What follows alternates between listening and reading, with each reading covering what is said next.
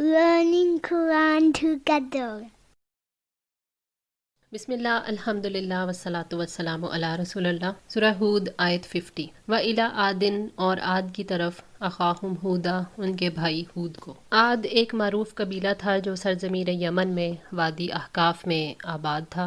ये लोग बुतों की पूजा करते थे। हज़रत हूद अलैहिस्सलाम उस दौर में आए जब उनकी कौम गुमराह थी और बुरे तरीके से शिर्क में मुब्तला थी। कौला या कौमी, उसने कहा ए मेरी कौम, इबुदुल्लाह, अल्लाह ताला की इबादत करो। मालकुम मिन इलाहिन गैरुहु, उसके सिवा तुम्हारा कोई माबूद नहीं। इन अंतुम इल्ला, नहीं मगर तुम, मुफ्तरून, झूठ गढ़ने वाले। हज़रत हूद अलैहिस्सलाम ने अपनी कौम को तौहीद की तालीम दी और कहा कि सिर्फ अल्लाह ताला की इबादत करो। उन्होंने शिर्क और बुत परस्ती से मना करते हुए फरमाया कि अल्लाह ताला के सिवा तुम्हारा कोई माबूद नहीं, ना ही तुम्हारी इबादत का कोई हक रखता है, इसलिए उसके लिए इबादत को खालिस करो। तुम लोग जो अल्लाह ताला को छोड़कर बुतों की परस्तिश करते हो तो ये बहुत बड़ा झूठ गढ़ना है, इसलिए कि उसने तुमसे कभी नहीं कहा कि उसकी बजाय अपने हाथों से तराशे हुए बुतों की इबादत करो। या कौमी ला अस्अलुकुम अलैहि अजरा, ए मेरी कौम, मैं इस पर तुमसे कोई उजरत नहीं मांगता। इन अजरिया इल्ला अलल्लज़ी फतरनी, नहीं मेरा अजर मगर उस पर जिसने मुझे पैदा किया।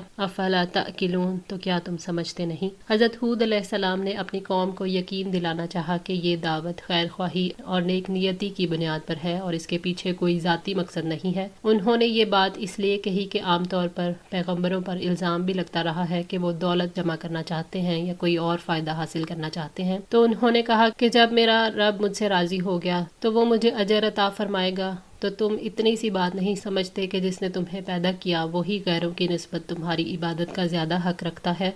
अफला ताकिलून के ज़रिए ये समझाने की कोशिश की गई है कि रसूल तो तुम्हें ये दावत दे रहा है कि अल्लाह के सिवा कोई खालिक और मालिक और राजिक नहीं। कैसे मुमकिन है कि वो तुमसे रिज़्क़ का मुतालबा करे जबकि वो दूसरों को भी यही बात समझाता है कि हर एक तक रिज़्क़ उसके देने से ही पहुँचता है। वया कौमी, और ए मेरी कौम, अस्तगफिरू रब्बकुम, अपने रब से बख्शिश मांगो। सुम्मा तूबू इलैही, फिर उससे तौबा करो। युरसिलिस समा अलैकुम, वो भेजेगा आसमान को तुम पर, मिदरारन, बहुत बरसने वाला। वयज़िदकुम कुव्वतन, और वो ज़्यादा देगा तुम्हें कुव्वत। इला कुव्वतिकुम, तुम्हारी कुव्वत की तरफ। बला ततवल्लौ मुजरिमीन, और तुम मुजरिम बनकर मुँह न मोड़ो। हज़रत हूद अलैहिस्सलाम ने अपनी कौम को अल्लाह ताला की तरफ बुलाया और कहा कि तुम लोग अपने रब से गुनाहों की माफ़ी मांगो, तौबा करो और कसरत से इस्तग़फ़ार करो। अल्लाह ताला ने फरमाया, वतूबू इलल्लाहि जमीअन अय्युहल मुमिनूना लअल्लकुम तुफ़्लिहून, और ए मोमिनो तुम सब मिलकर अल्लाह ताला की तरफ तौबा करो ताकि तुम फलाह पाओ।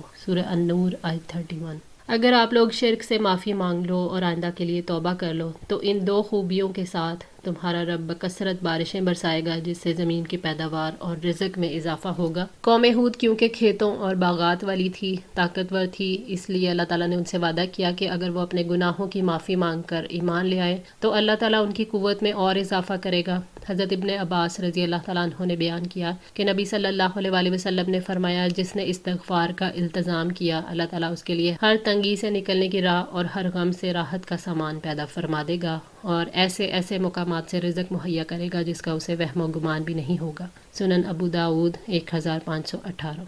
वला ततवल्लौ मुजरिमीन, यानी तकब्बुर की बिना पर अल्लाह ताला की इबादत से मुँह न मोड़ो। कौलू याहूदू, उन्होंने कहा ए हूद, मा जितना बिबय्यिनातिन, नहीं लाया तुम हमारे पास कोई वाज़े दलील। वमा नहनु बितारिकी, और नहीं हम छोड़ने वाले, आलिहातिना, अपने इलाहों को, अनकौलिका, तेरी बात से, वमा नहनु लका बिमुमिनीन, और ना ही हम तुम पर ईमान लाने वाले हैं। कौम आद ने उनकी नसीहत को सुनकर कहा कि आपने हमारे सामने तौहीद की कोई दलील तो रखी नहीं, बस इतना कह देना काफ़ी नहीं है कि अल्लाह ताला की इबादत करो और बुत परस्ती को छोड़ दो, जब तक कि तौहीद की खूबियों और शिर्क की खराबियों को बयान करके हमें कायल न कर लो। कौम हूद ने कहा कि नाउज़बिल्लाह, हम आपकी बेबुनियाद बातों पर अपने माबूदों की इबादत को नहीं छोड़ सकते। कौम हूद उनकी बातों पर एतमाद नहीं करती थी, इसलिए मानने से इनकार किया और कहते कि हम आपकी तस्दीक नहीं करेंगे कि आप अल्लाह ताला के रसूल हैं। ये उनकी तरफ से हज़रत हूद अलैहिस्सलाम को जवाब था। इस तरह वो अपने कुफर पर कायम रहे। ان نقولو ہم نہیں کہتے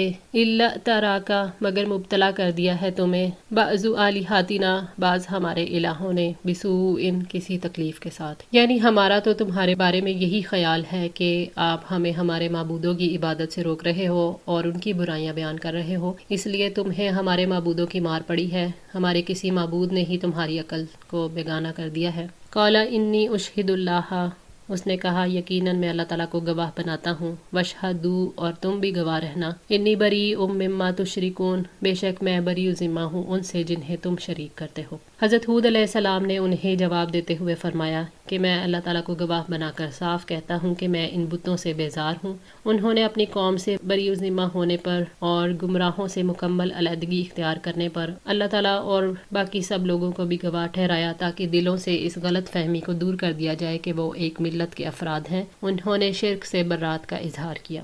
من دونی ہی اس کے سوا فقیدونی میرے خلاف تدبیر کرو جمیعاً سب کے سب ثم لا تنظرون پھر مجھے مہلت بھی نہ دو، یعنی اللہ تعالیٰ کے سوا تم اور تمہارے معبود ہر طریقے سے مجھے نقصان پہنچانے کی کوشش کر لیں، مجھ پر رحم نہ کھائیں اور جو کچھ بس میں ہو عمل میں لے آئیں۔ انی توکلت علی اللہ یقیناً میں نے اللہ تعالیٰ پر بھروسہ کیا ہے، ربی و ربکم جو میرا بھی رب ہے اور تمہارا بھی رب ہے، یعنی میں نے اپنا معاملہ اللہ تعالیٰ کے سپرد کر دیا ہے، میرا اسی پر بھروسہ ہے جو میرا بھی خالق ہے اور تمہارا بھی، ہمارا اور کائنات کا مالک اور بادشاہ ہے، وہی ہمارے لیے تدابیر کرتا ہے۔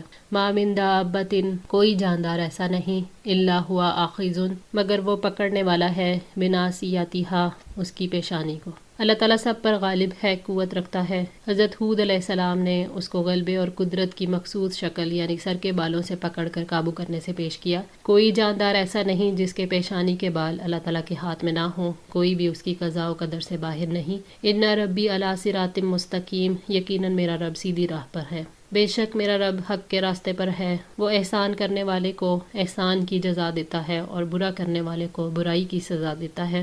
فَإِن تَوَلَّوْا پھر اگر تم منہ موڑو فَقَدْ أَبْلَغْتُكُمْ تو یقیناً میں نے تمہیں پہنچا دیا مَا أُرْسِلْتُ بِهِ إِلَيْكُمْ جس کے ساتھ میں تمہاری طرف بھیجا گیا ہوں۔ حضرت ہود علیہ السلام نے اپنی قوم کو جو نصیحت کی اس کا اختتامی حصہ ہے، انہوں نے فرمایا کہ میں نے تو پیغام پہنچا دیا، اب اگر تم جھٹلاؤ گے اور اللہ تعالیٰ کی توحید کی طرف سے منہ موڑو گے جس کی طرف میں تمہیں بلاتا ہوں تو اس کا وبال تمہارے اپنے اوپر ہوگا، میرے ذمے کوئی چیز نہیں، میں نے تمہیں پیغام پہنچا دیا۔ وَيَسْتَخْلِفُ اور جانشین بنائے گا ربی میرا رب قوماً غیرکم ایک قوم کو تمہارے علاوہ وَلَا تَضُرُّونَهُ شَيْئًا اور تم اسے کچھ بھی نقصان نہیں پہنچا سکو گے، یعنی میرا رب تمہیں ہلاک کرے گا اور تمہاری جگہ ان لوگوں کو لائے گا جو اس کو ایک مانتے ہوں گے اور اس کی عبادت میں مخلص ہوں گے، تمہارا شرک اور نافرمانی اسے کوئی نقصان نہیں پہنچا سکتی۔ حضرت ابو ادریس خولانی ابو ذر جندب بن جنادہ رضی اللہ تعالیٰ عنہ سے روایت کرتے ہیں کہ نبی صلی اللہ علیہ وآلہ وسلم اللہ تعالیٰ سے روایت کرتے ہیں، اللہ نے فرمایا اے میرے بندو اگر تم اول و آخر تمہارے انسان اور جنات سب اس شخص کی طرح ہو جائے جس کے دل میں تم میں سے سب سے زیادہ اللہ تعالیٰ کا ڈر ہے تو یہ بات میری بادشاہی میں کوئی اضافہ نہیں کر سکتی۔ اے میرے بندو اگر تمہارے اول اور آخر تمہارے انسان اور جنات اس شخص کی طرح ہو جائیں جو تم میں سے سب سے زیادہ فاجر و فاسق ہے تو یہ چیز میری بادشاہی میں کوئی کمی نہیں کر سکتی۔ صحیح مسلم 6572۔ ان ربی علی کل شیء حفیظ یقیناً میرا رب ہر چیز پر اچھی طرح نگہبان ہے، اللہ تعالیٰ تمہاری ہر حرکت کے بارے میں خبر رکھنے والا ہے، اسے ہر ذرے کی خبر ہے۔ وَلَمَّا جَاءَ أَمْرُنَا اور جب ہمارا حکم آ گیا نجینا ہودم والذین آمنوا معہ تو ہم نے ہود کو اور ان کے ساتھ جو ایمان لائے تھے نجات دی، برحمت منا اپنی رحمت کے ساتھ، ونجیناہم من عذاب غلیظ اور ہم نے انہیں ایک بہت سخت عذاب سے بچایا۔ جب وہ دردناک وقت آ پہنچا جس سے انہیں ڈرایا گیا تھا، عذاب کی آندھی چل پڑی جیسا کہ اللہ تعالیٰ نے فرمایا سورہ القمر آیت 18 سے 21 میں، عاد نے جھٹلایا تو کیسا تھا میرا عذاب اور کیسا تھا میرا ڈرانا، اور یقیناً ہم نے دائمی نحوست کے دن ان پر تند و تیز ہوا بھیج دی، وہ لوگوں کو اٹھا اٹھا کر پھینک رہی تھی گویا وہ کھجور کے اکھڑے ہوئے تنے ہوں، پھر کیسا تھا میرا عذاب اور کیسا تھا میرا ڈرانا۔ اس عذاب نے ان کی ایسی حالت بنا دی کہ ہر چیز بوسیدہ ہڈی کی طرح ہو گئی۔ فرمایا سورہ الذاریات آیت 42 میں، ما تذر من شیء اتت علیہ الا جعلتہ کالرمیم، کسی چیز کو وہ نہ چھوڑتی تھی وہ جس پر سے بھی گزرتی اسے بوسیدہ ہڈی جیسا بنا چھوڑتی۔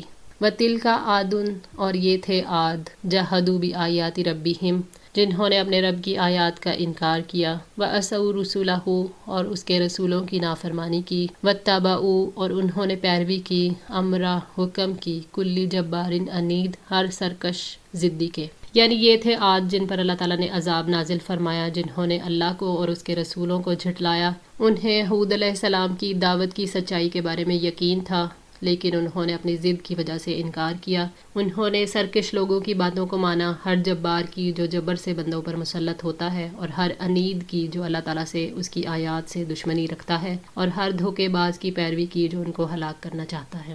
وَأُتْبِعُوا اور ان کے پیچھے لگا دی گئی فی ہذہ الدنیا لعنتاً اس دنیا میں لعنت، ویوم القیامتی اور قیامت کے دن بھی، الا ان عادن کفروا ربہم سن لو یقیناً عاد نے اپنے رب کا کفر کیا، الا بعدن لعاد سن لو ہلاکت ہے عاد کے لیے، قوم ہود جو ہود کی قوم تھی۔ ان پر اللہ تعالیٰ کی طرف سے اور اہل ایمان کی طرف سے ہر دور میں لعنت کی گئی جو کبھی ان کا پیچھا نہیں چھوڑے گی۔ حضرت قتادہ رحمۃ اللہ نے فرمایا کہ 2 لعنتیں ان کا پیچھا کریں گی، ایک دنیا میں اور دوسری آخرت میں۔ عاد نے اپنے رب کا، اپنے رازق کا انکار کیا، ہلاکت ہے عاد کے لیے جو ہود کی قوم تھی۔ اللہ تعالیٰ نے انہیں ہر برائی کے قریب اور ہر بھلائی سے دور کر دیا تھا۔ مفسرین نے لکھا ہے کہ یہ آیت خبر دیتی ہے کہ اللہ تعالیٰ قوم عاد سے حد درجہ غضبناک تھا اور ان سے اس کی نفرت انتہا کو پہنچ گئی تھی۔